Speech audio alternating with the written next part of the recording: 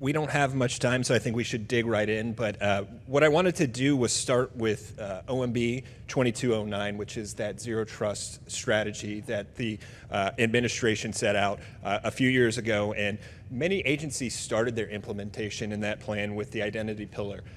It's number one among the various ones. But I would love to start with why is that? I know that that's what you're focused on, Ken, and that identity is kind of key to zero trust. So let's start there. Shane, we'll start with you and go down the line and focus on that. Well, identity is key. I mean, it is the foundation for the rest of the zero trust journey. And in fact, I've often said that you got to get identity right first and up front. It is the most important thing you can do. And it has to be across the spectrum. It just can't be a single sign-on. It's got to include your role-based access, and if you're really mature, attribute-based. But it's got to extend even beyond that. You've got to include certificate automation in there as well. In cloud environments, certs are everything. Your token management is critical, and automation around that is even more important. So maturing your identity stack before you start anything else is so important. And if you did nothing else in the zero trust arena, and you matured your identity, you're going to get more runway out of that than anything else. I think it should be number one. I think it should be more emphasis placed on it, and also a focus on the right type of identity. Unfortunately, there's a lot out there, and be leery of some of it. But focusing in on single sign-on things that are hard token based. Because you're going to get a lot more security out of that, and a lot more kind of, you're going to sleep, as a CISO, you're going to sleep better at night, that's for sure. USCIS started its identity journey a very, very long time ago, and so we achieved single sign-on very early on in 2016 or something like that. Role-based access for the enterprise in 2017, 2018, something like that. So, we really emphasized it very early on, primarily organically, because we are such a cloud-heavy organization. We're 100% cloud, have been for 6 months now. I think that's the last application we pulled out of the data center. That the cloud itself enabled that and required it. And we recognized that very early on. So we were very fortunate in the fact that we got to push it forward. So that's an agency perspective. Ken, I'd love to hear how GSA in the Office of OGP, let's just call it that, is helping with identity and setting that foundation on this journey to zero trust. Yeah, I would say one of the, right after OMB Memo 2209 came out, so the ICAM subcommittee, CISA, and OMB got together and decided to form a FIDO2 community of action. So community action is a little different than community practice, right? It's a kind of time-boxed event. 5 data agencies, we've run 2 of them. And so any agency that wanted to try to implement phishing-resistant authenticators were welcome. The other part about community of action was that you're actually implementing something, right? It wasn't come and listen. It wasn't, hey, come and, it was all about the action part. And so I think there's a couple of success stories out of that which really helped. It's not just that they tried it and then went back.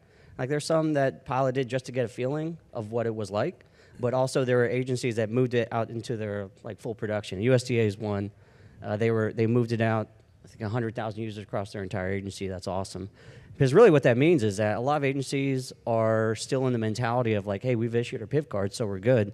But there are lots of, I call squishy use cases outside of that, where it takes time to get a PIV card. Someone may not rate a PIV card, and so similar to what Shane was saying, right? You have to have kind of that alternative, whether it's always-on alternative or something that based on a risk decision. And so that's been a fantastic collaboration. I think we're kicking off our 3rd cohort next week as well. That's great.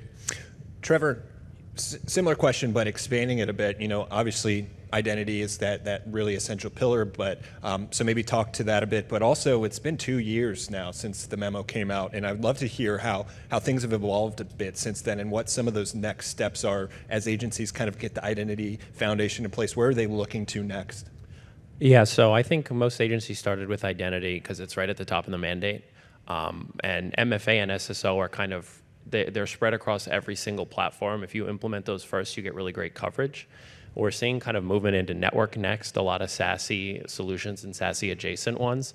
The problem is these solutions are really only as good as the data that you put into them, right? You have to actually have a good subset or understanding of what's on all of your apps, how users are interacting with it regularly, or you're not really going to be able to do any of those attribute or any of those activity-based judgments. And the policy enforcement, which is the core of all this zero trust, really needs all those different data streams.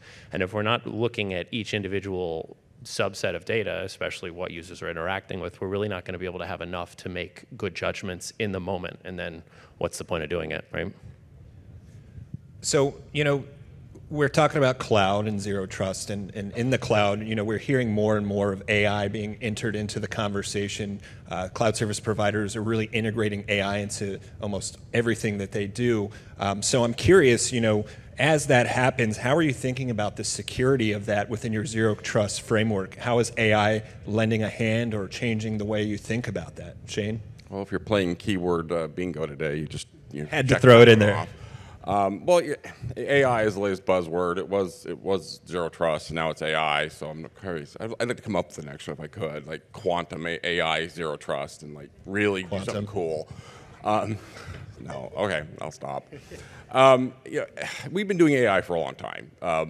There's nothing. I mean, if you look at the definition that's out there right now, the legal definition anyway, you could drive a Mack truck through it. Matter of fact, when they did out the data call for it at DHS, I actually included Office's spell check, because technically it qualifies.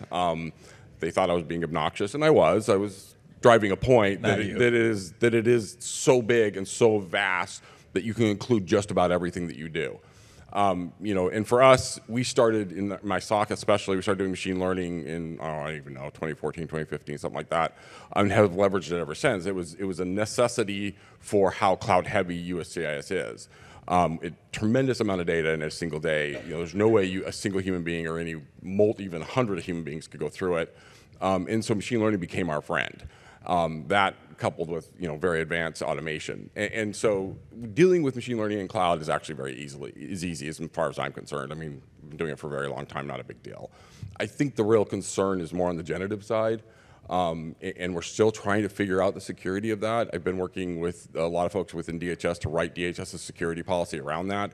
It's in draft now, being reviewed, but we really do need to figure out how to secure it, because Gen AI is very, very different. It has very unique risks that have to be dealt with separately. It's not just a system of like all other systems. If it was just flat out machine learning, structured, unstructured machine learning, it doesn't matter.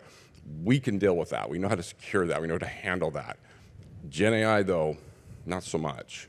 And I think that really giving CISOs and agencies the ability, like real tools, real boots on the ground sort of tools, to assess the risks of Gen AI. Now, if I'm being honest about it, in helping write that policy and doing it from a CISO's perspective, there's a lot of things in that policy that I flat out can tell you we don't know how to do. We just don't. Model bias. How do you assess that? How do you assess that over time? How do you comparatively assess that? How do you assess training data? How would you assess that the training data has been poisoned or been poisoned over time? These are questions that haven't been answered yet. And there's a number of kind of things out there that people are talking about how to handle these things. But the reality is we don't know yet. And so I see Gen AI being transformative, and I'm actually very excited about it from a geek perspective, but scared to death about it from a CISO's perspective. I hear you're not the only one. But gentlemen, on the end, I'd love to hear, AI, machine learning, Gen AI, are these things you're thinking about in these workloads, whether it's identity or zero trust writ large? Yeah, definitely with AI, there's been a lot of questions around, does the AI memo apply to facial recognition and biometrics? And similar to what Shane was saying, like very broad definition, like matching. And that's exactly what biometrics and facial recognition is. And so it's actually a pretty fascinating topic about how deep fakes and like remote identity proofing works and how a lot of agencies need it to deliver their mission.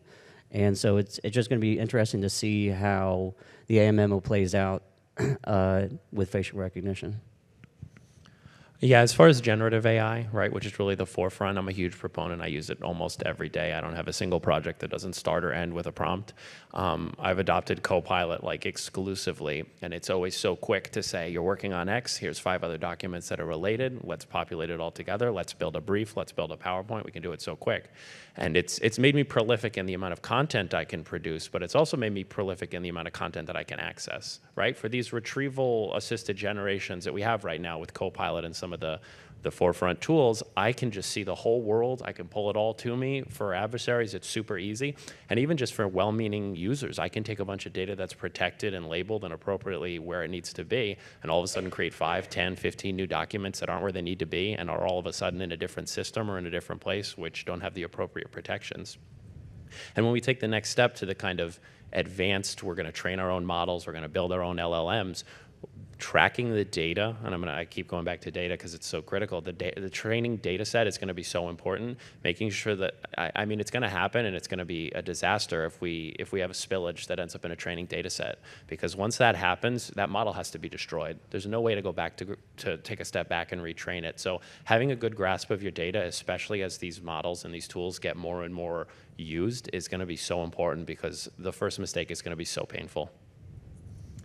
So with the little time we have left, Shane, you may not be the best one to ask this because you're all cloud, so maybe you're a little bit of an outlier. But to the group, I'd love to hear.